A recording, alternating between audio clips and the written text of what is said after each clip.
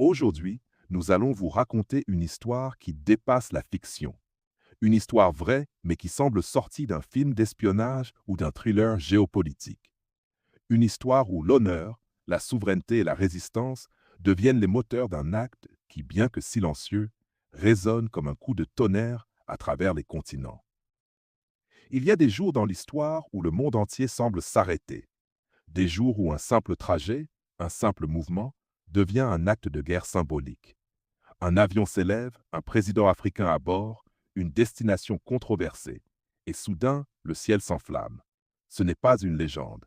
C'est l'histoire d'un homme, un chef d'État pas comme les autres, un leader africain qui ose dire non, un président qui a choisi de marcher droit, même sous les menaces, un président nommé Ibrahim Traoré.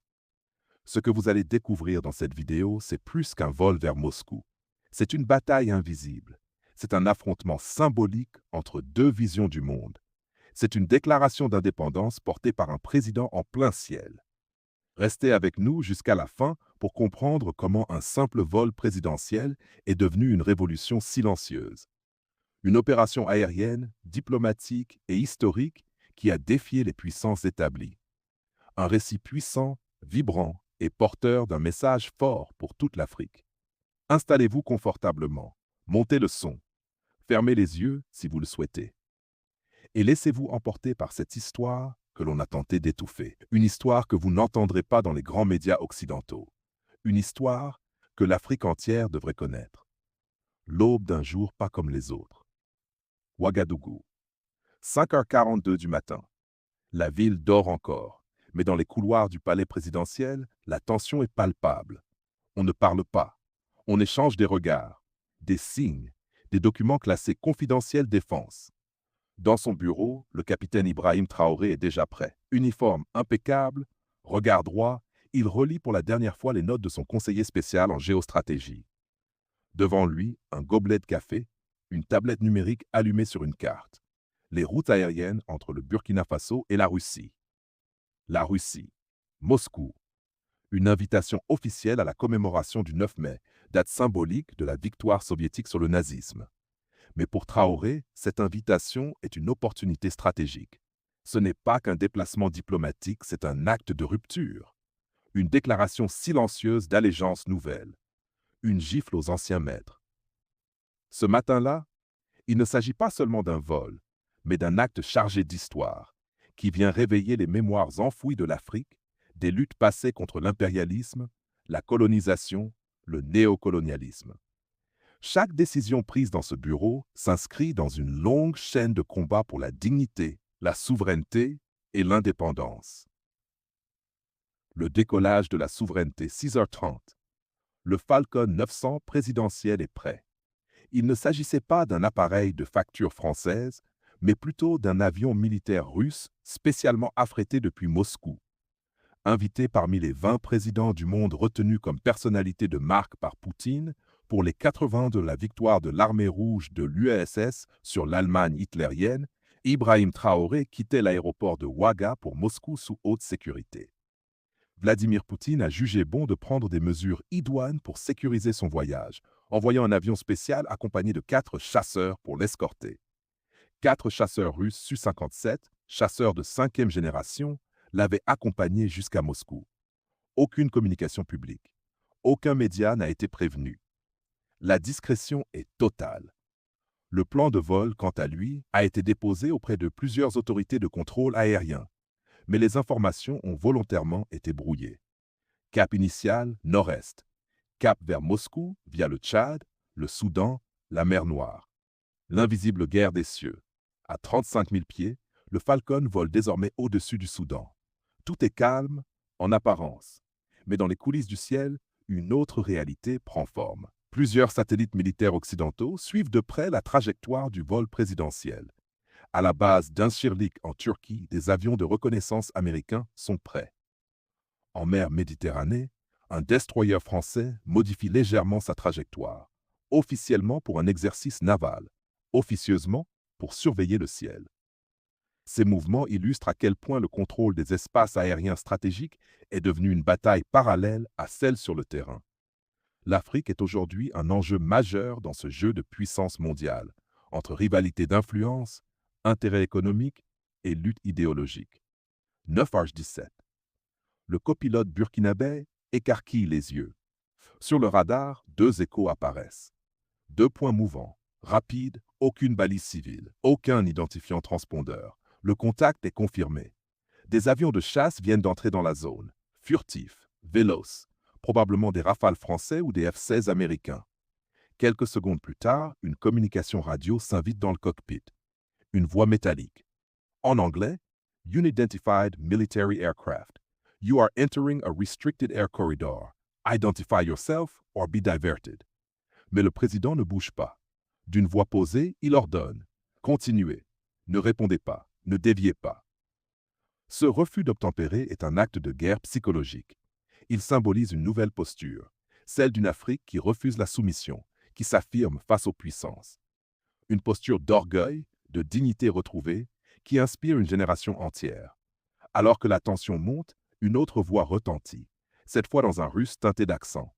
Burkina One, this is Red Escort. You are no longer alone. Maintain course. We'll cover you. 3 Sukhoi Su-35 russes viennent de s'intercaler entre les chasseurs occidentaux et le Falcon présidentiel.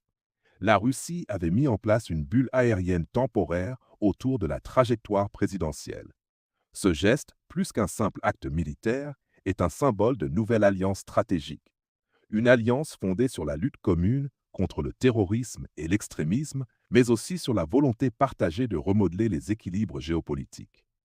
L'atterrissage d'un symbole, Moscou, 16h45, heure locale. Sous une légère pluie, l'avion présidentiel atterrit sur le tarmac de l'aéroport Vnukovo 2. La garde d'honneur russe est présente. Des drapeaux du Burkina Faso flottent aux côtés des drapeaux russes. Ibrahim Traoré descend lentement les marches de l'avion. Point levé. Regard fixe. Dans les gradins, certains Russes applaudissent. À son arrivée, toute la communauté africaine vivant en Russie était là pour l'accueillir. Acclamations et drapeaux à l'appui. Ce n'est pas un accueil ordinaire, c'est une reconnaissance implicite d'un allié stratégique. Le président est immédiatement conduit vers la place rouge, où se prépare l'un des événements les plus suivis de l'année, le défilé militaire du 9 mai. Il y assiste, aux côtés d'autres chefs d'État invités, sous le regard attentif de Vladimir Poutine. Chars, missiles balistiques, bataillons en formation, tout le spectacle d'une puissance assumée. Et dans cette ambiance, la présence d'un président africain, jeune, révolutionnaire, fait sensation. Mais ce n'est pas tout. Après le défilé, Ibrahim Traoré est reçu au Kremlin pour un entretien bilatéral avec Vladimir Poutine. Une alliance nouvelle. Au cours de l'entretien, le président de la transition, le capitaine Ibrahim Traoré, a plaidé pour un renforcement de la coopération militaire et le transfert de connaissances. Car finir avec la guerre, avoir une armée forte et lancer le développement du Burkina Faso, telle est l'essence de son combat, a-t-il fait savoir. Le président russe a souligné que ce qui unit la Russie et le Burkina Faso aujourd'hui, c'est la lutte contre l'extrémisme et le terrorisme, et qu'il s'agit de restaurer l'ordre constitutionnel face à des groupes radicaux dans certaines régions du Burkina Faso.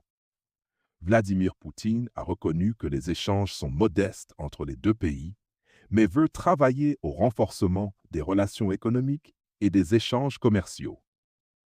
Le capitaine Ibrahim Traoré affirme avoir tiré des leçons de son séjour à Moscou, notamment de la capacité de la Russie à rester sur le devant de la scène internationale malgré les sanctions.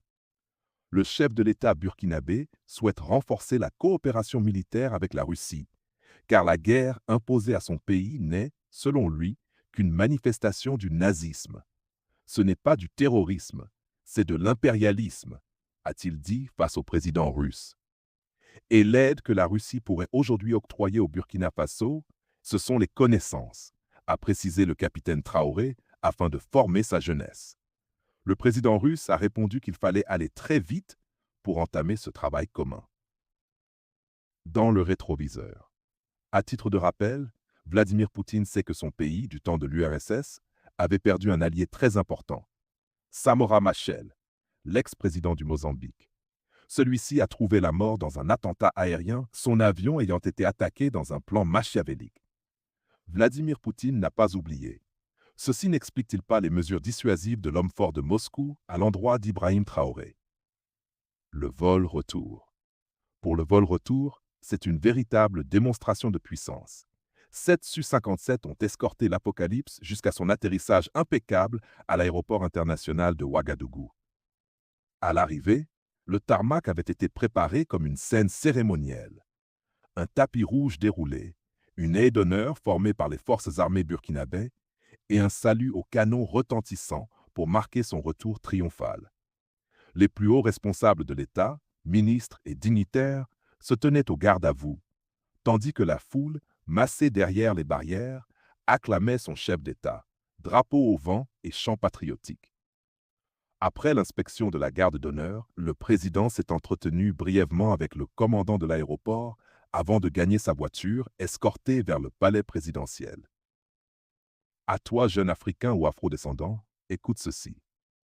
Tu es l'héritier d'une histoire riche, parfois douloureuse, mais toujours pleine de résilience. Ton rôle est crucial. Ne sous-estime jamais ta capacité à faire la différence. Un seul homme peut changer le cours de l'histoire, comme Ibrahim Traoré l'a fait ce jour-là, comme tant d'autres avant lui, Patrice Lumumba, Thomas Sankara, Kwame Nkrumah, Nelson Mandela. Mais au-delà des figures emblématiques, c'est l'engagement collectif qui transforme les nations. Le changement ne vient pas toujours des sommets du pouvoir.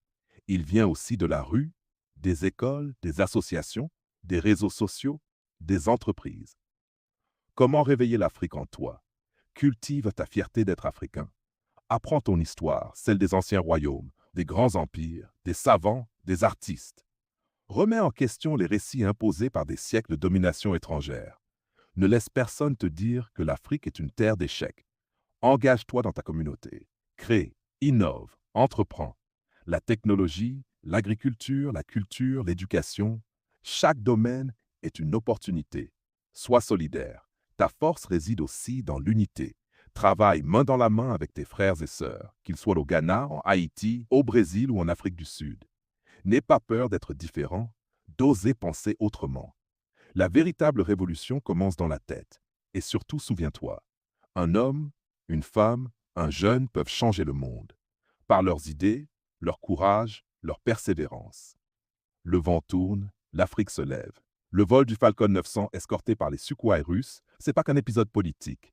C'est un symbole d'espoir, un symbole de puissance retrouvée, un symbole que les temps changent.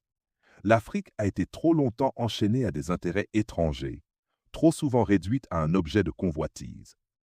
Mais le XXIe siècle appartient à ceux qui sauront reprendre la parole, imposer leur vision, reconstruire leur nation sur des bases solides et justes. Chaque jour, des jeunes Africains brillants créent des start-up, s'engagent dans des mouvements sociaux, développent des innovations technologiques, revendiquent leur héritage culturel. C'est cette jeunesse, ta jeunesse, qui écrira demain. Ta mission, si tu l'acceptes, prends conscience de ta valeur. Éduque-toi et éduque les autres. Refuse la fatalité. Sois le changement que tu veux voir. Ibrahim Traoré a fait le premier pas. Aujourd'hui, c'est à toi de marcher.